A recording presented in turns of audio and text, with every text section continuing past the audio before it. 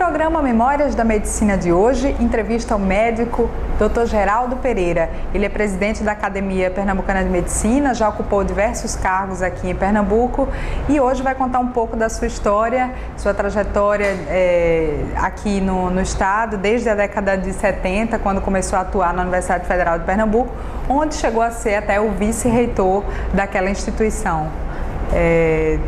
Boa tarde, doutor Geraldo. Boa tarde, muito obrigado. É um prazer tê-lo aqui conosco.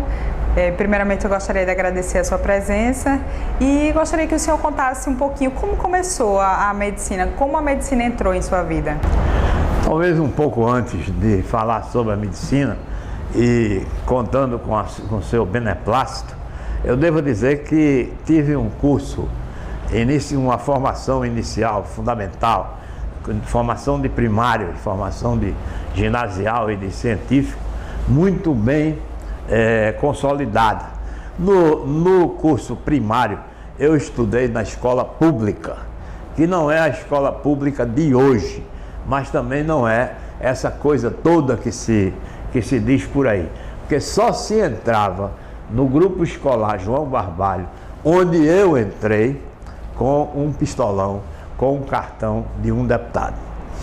Então, eu entrei porque eu era filho de um deputado, mas o meu colega da rua foi estudar no turno da tarde, porque o deputado não tinha força para botar, além de seu filho, no curso, no turno da manhã. Então, essa ideia que a gente tem de que a escola era muito boa, mas ela não era acessível, né? Mas ela era melhor do que hoje em dia, muito melhor. A Faculdade de Medicina, que foi da então Universidade do Recife e hoje Federal de Pernambuco, o meu curso foi ótimo. Eu tive a sorte de contar com grandes professores de medicina e tive a sorte ainda de estudar anatomia no cadáver. Eram 4 pessoas que dissecavam um homem, uma mulher, um homem e uma mulher. De maneira que essa foi uma experiência muito boa na minha vida, né? Ter estudado no cadáver. Hoje não. Se estuda em peças, em pedaços de cadáver, ou se estuda em modelos de plástico, etc. De maneira que quando eu cheguei no fim do curso, eu estava praticamente pronto para começar a exercer a medicina, porque eu tinha tido professores extraordinários, certo? A semelhança de um Rujão Marques, de um Salomão Kellner, de um Amaury Coutinho e de outros tantos que não me ensinaram só medicina, mas me ensinaram, sobretudo, a não desistir nunca. E eu nunca desisti. O paciente em primeiro lugar. Doutor, e quando o senhor, em seguida, quando o senhor se formou na Universidade Federal de Pernambuco, o senhor assumiu o cargo de auxiliar de ensino, que foi onde o senhor começou a sua carreira lá na academia.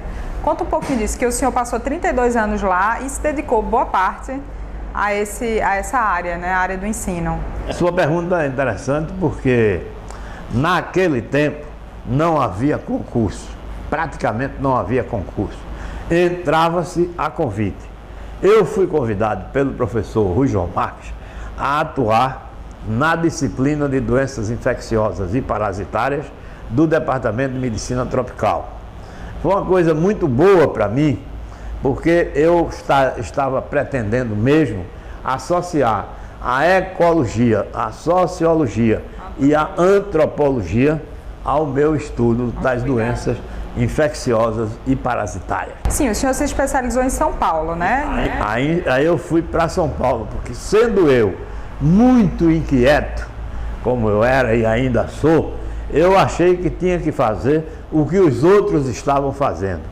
E muito recém-casado ainda, com 6 meses de casado, nós viajamos para São Paulo e lá eu fiz o curso do Instituto de Medicina Tropical da USP. Ainda há 2 ou 3 anos passados, indo lá, encontrei a minha placa com o meu nome. Há tanto tempo atrás me serviu na formatura como uma solenidade. Quando o senhor foi se especializar em São Paulo, o senhor recebeu um convite da Organização Mundial de Saúde para ir até o Vietnã, é isso? Isso é muito interessante, porque eu terminei o curso e num jantar, um guatemalteco me convidou para ir trabalhar na África.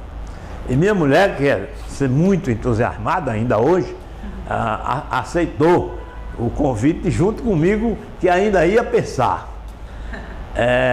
Eu teria passaporte de diplomata e ela teria um salário anual de em torno de $10.000.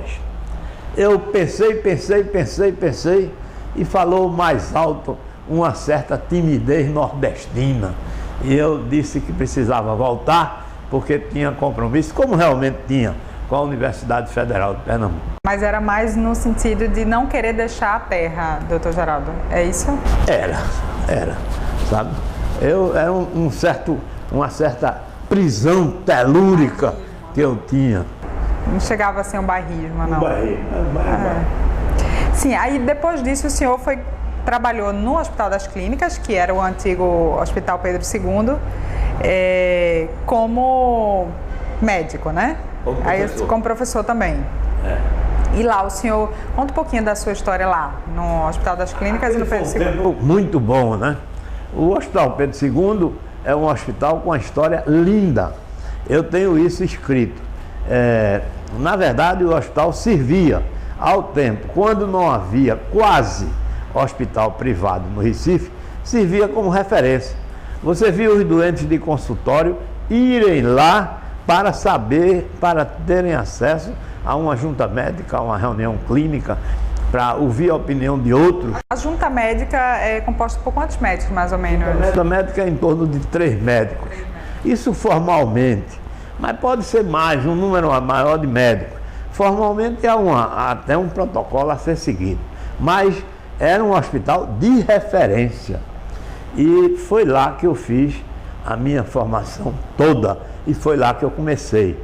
Quer dizer, comecei também a preparar os alunos para a vida, os alunos para o começo, para o recomeço. E ao mesmo tempo eu tratava dos doentes de doenças infecciosas e parasitárias.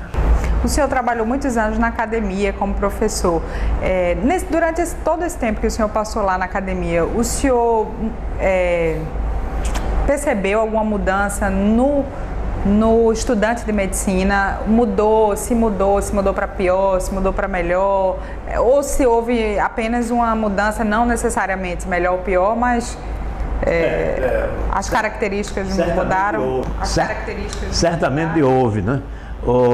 Deixou-se muito de querer a clínica médica, que passou a ser muito difícil, entende? Porque ampla, exigiu um aprofundamento muito grande, e começou-se a correr para certas e determinadas especialidades que eram mais fáceis e eram mais rendosas. Nisso, considere a cardiologia e considere a oftalmologia. Modernamente, recentemente, as pessoas estão pretendendo se formar, mas não assumir compromisso nenhum de horário, quer dizer, de horário noturno, de horário de fim de semana, sabe? E estão se dedicando com frequência à imagem. Medicina privada, né? Não, é a imagem, porque imagem dá essa possibilidade, só trabalhar durante a semana. Raramente um sobreaviso fora disso. Isso é perigoso porque a população precisa, e a escassez, na medida que o tempo vai passando, isso vai ficando mais escasso, é um problema, ruim, né? É muito ruim, né? Muito ruim, porque a medicina que está desumanizada e altamente tecnicista, a medicina precisa voltar ao que era. O senhor também foi diretor do Centro de Ciências da Saúde aqui, e também ocupou como médico lá no Sindicato dos Comerciários. Isso tudo na década de 90? Na década de 70, eu entrei para o Sindicato dos Comerciários, e ali eu fiz um trabalho que me pareceu interessante e bom. Eu terminei publicando uma estatística que eu fiz, cuja estatística mostrava que o doente visto lá, pelo geral, não era preciso ser visto em outro canto. Quer dizer, havia resolutividade. Mas o que mais me interessou foi ter sido diretor do Centro de Ciências da Saúde. Ali eu pude implantar um convívio e uma assistência e uma docência que fosse multidisciplinar, que fosse plural. Eu pertenci ao seminário de tropicologia, ainda hoje pertence, que era da Fundação Joaquim Nabuco, depois passou para a Fundação Gilberto Freire. Lá convivíamos, ao mesmo tempo, o médico, o biólogo, o artista, o engenheiro e assim por diante. Com essa visão multidisciplinar, e eu, como diretor, tive a satisfação de criar um núcleo de saúde pública e desenvolvimento social. Núcleo que teve dois convênios com o Japão e através do qual eu pude ir ao Japão, passar 30 dias como passeio. Foi uma experiência única? Uma experiência muito boa. Eu vi muita coisa no Japão. O que o senhor viu lá que te marcou? Olha, me marcou, sobretudo, a disponibilidade que se tinha de equipamentos. O que você não tinha... O avanço tecnológico. Por exemplo, o que aqui no Hospital das Clínicas se tinha de forma tão precária para endoscopia, se tinha lá em quantidade, sabe? Esse é um exemplo.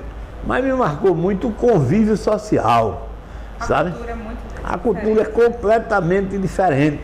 Eu, certa vez, encontrei um japonês que eu já conhecia daqui e corri para dar um abraço nele. E ele disse, não, que aqui não se usa isso. Então ali não se usa isso, quer dizer, eu não deveria abraçá-lo. E eu não o abracei. Como bom brasileiro, dei só umas tapinhas nas costas dele. Lá na Universidade Federal de Pernambuco, onde o senhor foi vice-reitor, o senhor passou de 96 até 2004 lá na universidade, né, como vice-reitor. Como foi ocupar um cargo assim tão importante e notório, né, aqui no estado? O cargo de vice não é muito fácil não, sabe? É difícil você ser vice, porque precisa você saber conviver com a instituição e com o reitor. O reitor sempre me tratou muito bem. Eu sempre tive uma convivência muito... Era Mozart Neves Ramos. Sempre tive uma convivência muito boa com ele. E isso foi o bastante. Mas eu tive o cuidado de eleger algumas questões para tomar conta. Por exemplo, eu tomei conta das artes e da cultura na Universidade Federal de Pernambuco nesse tempo e fiz muita coisa. Eu tomei conta de um fórum que eu também criei sobre violência urbana e fiz reuniões mensais durante muito tempo. E eu tomei conta também da segurança do campus, que era comigo e era muito complicado e muito atrapalhado, ainda hoje é. Pelo que deu para perceber um pouquinho, o senhor também é muito ligado a outras áreas que não são propriamente da medicina, como cultura, né, que o senhor falou aí que administrava na universidade, também fez parte do Conselho Estadual de Cultura, já publicou um texto sobre o Hospital Pedro II, já publicou alguns livros. Conta pra gente assim, um pouco desse outro lado do Dr. Geraldo Pereira. Sua pergunta é inteligente porque eu escrevi, logo que saí, um livro intitulado Histórias Pitorescas de um Reitor e o Pitoresco de Outras Histórias. O reitor sou eu próprio porque eu terei 9 meses, que é uma gestação, ocupando o cargo de reitor. Ele saiu e eu fiquei como reitor. Nesse livro eu conto várias histórias engraçadas e tal. Dessa passagem do senhor pela academia? A maioria dessa passagem, mas outras que foram escritas para aumentar. O prefaciador, que foi Gustavo Krause, escreveu para mim e disse que nunca pensou que eu, tão fechado que sou, sou tão brincalhão e levo tantas coisas na graça. O senhor também faz parte da Academia Pernambucana de Letras, não é isso? Que é também um cargo muito importante. Como foi que surgiu a oportunidade de fazer parte da academia? O fato de escrever este livro, mas também de ter escrito A Medida das Saudades, que são crônicas, Fragmentos de Meu Tempo, que também são, e de ter estudado a vida do professor Bezerra Coutinho e de ter publicado um livro pequeno sobre ele, o meu colega Rostam Paraíso, que é um escritor já reconhecido, ele indicou o meu nome e fez a campanha entre os 39 e eu fui eleito com 24 votos contra 4. Lá na academia, isso na Academia Pernambucana de Letras, mas na Academia Pernambucana de Medicina, o senhor está desde 2000 como presidente. É um cargo difícil? É um cargo muito difícil. A dificuldade da administração já foi maior, quando não se tinha acesso a nada em termos de dinheiro.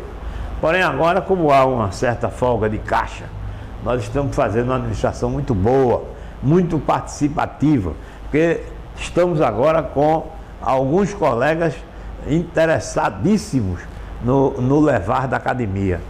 Edmundo Ferraz, Gentil Porto, Gustavo Trindade Henrique, Luiz Gonzaga Barreto, Fernando Pinto Pessoa, e Deus queira que eu não tenha esquecido outros, porque não é justo.